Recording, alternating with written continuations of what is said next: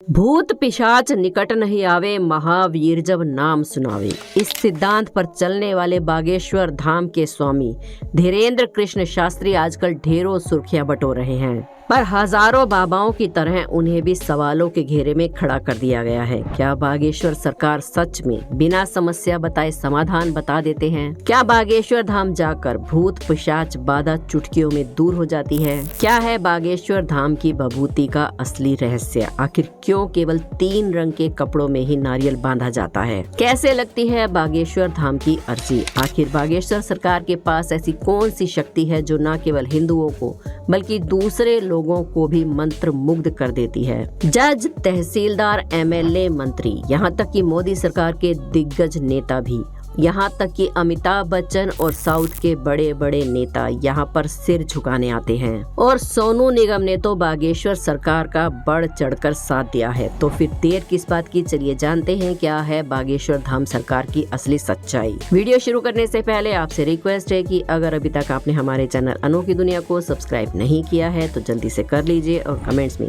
जय बागेश्वर सरकार जरूर लिखें। इस चमत्कार का रहस्य शुरू होता है मध्य प्रदेश के एक छोटे से जिले छतरपुर में बसे बालाजी महाराज के मंदिर से, जिसके पास एक शिवजी का मंदिर है और जहां कोई बल्ब या एलईडी तक की रोशनी भी अभी तक नहीं पहुंच पाई है। ये मंदिर दिए की ज्योति से ही रोशन होता है, जो अपने आप में एक चमत्कार है। पर असली चमत्कार होना तो अभी बाकी है, क्योंकि छतरपुर की मिट्टी से अब वो सनातनी वीर आगे आ चुका है जो खुद को सनातन धर्म का सर्वश्रेष्ठ योद्धा मानता है और आजकल के युवाओं की आंखों से फेक सर्कुलरिज्म की पट्टी को हटाने का दावा करता है। और वो कोई और नहीं बल्कि बागेश्वर धाम के पीठाधीश्वर धीरेन्द्र कृष्ण शास्त्री जी हैं। पर ये लड़ाई इतनी भी आसान नहीं है, क्योंकि आपने केवल 26 साल के उस युवा को देखा जो बालाजी की कृपा से चमत्कार करता है। लेकिन आज हम आपको बताएंगे वो काला सच, वो अंधकार जिससे लड़कर धीरेन्द्र कृष्ण शास्त्री जी ने दुनिया का सामना किया। गरीब परिवार में जन्मे धीरेन्द्र बचपन से ही जिम्मेदारियों के बोझ तले दबा दिए गए। घर का अनाज कथा और रामायण का पाठ करके ही आता था। पिताजी के पास कोई नौकरी नहीं थी, पर दादाजी एक बड़े संत थे और शिव जी के मंदिर के आगे बालाजी के हनुमान मंदिर की स्थापना भी उन्होंने ही की थी। धीरेन्द्र शास्त्री ने 9 वर्ष की उम्र में ही भक्ति में अपना मन लगा लिया था और हर दिन बालाजी की सेवा को ही अपना धर्म मान लिया था। अपने दादाजी को गुरु मानकर उन्होंने रामायण और गीता जैसे महान ग्रंथों का ज्ञान लिया और बालाजी की भक्ति में रम गए। लेकिन इस समाज में जीना इतना भी आसान नहीं है और पेट भरने के लिए इतना काफी नहीं है। बालाजी सरकार ने अपनी 8वीं तक की पढ़ाई अपने गांव से ही की, क्योंकि गांव में केवल 8वीं तक की ही कक्षा थी। आगे की पढ़ाई करने के लिए उन्हें गांव से दूर किसी और जगह जाना पड़ता था और कुछ इस तरह उन्होंने अपनी 12वीं तक की पढ़ाई पूरी की। लेकिन शास्त्री जी का संघर्ष यहीं पर खत्म नहीं होता, क्योंकि उन्होंने बैचलर ऑफ आर्ट्स की डिग्री भी हासिल की है। तो इतना तो साफ है कि चमत्कार दिखाने वाला कोई अनपढ़ इंसान नहीं है, पर सवाल उसकी पढ़ाई का नहीं, उनकी शक्तियों का है कि कैसे वो पीड़ितों का दुख सुने बिना अपनी कलम से एक कागज पर उपचार लिख देते हैं, जिसे वो बालाजी की कृपा कहते हैं। इस राज से पर्दा उठाने के लिए हाल ही में उनकी रायपुर की सभा में टाइम्स नाउ, एबीपी और भी कई न्यूज चैनल्स के पत्रकार गए और यहाँ उन्हें लगा सबसे बड़ा झटका। वहीं खड़े खड़े पत्रकारों के पैरों तले जमीन खिसक गई, क्योंकि बागेश्वर सरकार ने उनमें से एक पत्रकार के बारे में बिना उससे कुछ पूछे उसके बारे में पर्चे पर सब कुछ लिख दिया और सारी बातें 100% सच निकली। इतना ही नहीं, उन्होंने पत्रकारों के द्वारा उठाए गए भक्तों को स्टेज पर बुलाया और उनका भी पर्चा बिना पूछे लिख दिया। और जब पर्चा पढ़ा गया तो सभी बातें बिल्कुल सच निकली। पर अब सवाल ये आता है कि क्या ये माइंड रीडिंग है, या ये कोई साइंस की तकनीक है, या फिर हम इसे एक चमत्कार ही मान लें। हाल ही में श्याम मानव नाम के एक शख्स ने बागेश्वर धाम सरकार पे अंधविश्वास का गहरा आरोप लगाया और ऐसे ही कई सवाल भी उठाए। यहाँ तक कि उनका दावा तो ये है कि नागपुर में आयोजित बागेश्वर धाम सरकार की एक सभा में उन्होंने बागेश्वर धाम सरकार को अपनी शक्तियों का प्रमाण देने को कहा और ये भी कहा कि अगर वो ये सिद्ध कर पाएंगे तो उन्हें 30 लाख का इनाम भी मिलेगा। पर बाबा वहाँ से भाग खड़े हुए।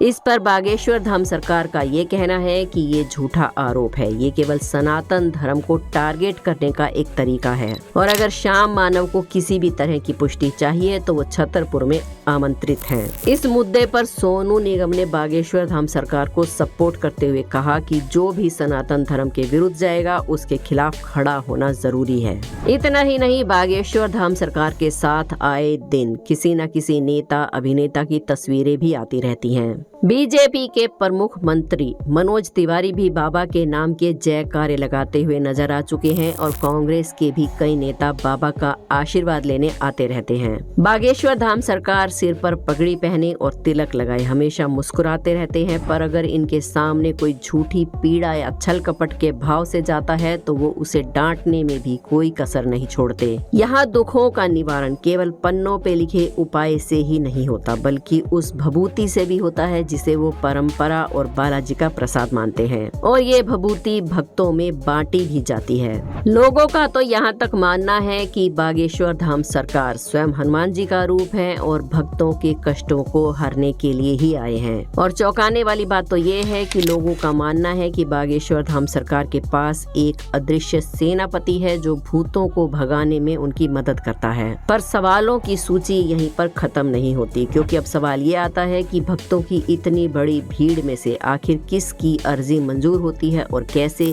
क्योंकि लाखों भक्तों की अर्जी एक बार में तो नहीं सुनी जा सकती। तो फिर आखिर इतनी बड़ी भीड़ में से कैसे चुने जाते हैं वो भक्त जिनकी अर्जी बालाजी तक पहुंचती है। अब यहाँ पर पहेली आती है 3 रंगों के कपड़ों की। जी हाँ, आपने बिल्कुल सही सुना। बालाजी तक अपनी अर्जी पहुँचाने के लिए नारियल को पीले, लाल और काले कपड़े में लपेटकर बागेश्वर धाम में रखना होता है और उसमें अपनी अर्जी लिखनी होती है। अब उनमें से जिसकी अर्जी मंजूर होती है उसे इस चमत्कार को महसूस करने का मौका मिलता है। अब आप सोच रहे होंगे कि आखिर इन 3 रंगों के कपड़ों की क्या पहेली है। दरअसल सामान्य समस्या वाले नारियल लाल रंग के कपड़े में बांधने होते हैं, शादी से जुड़ी समस्या वाले नारियल को पीले रंग के कपड़े से बांधना होता है और भूत पिशाच की बाधा वाले नारियल को काले रंग के कपड़े में बांधना होता है।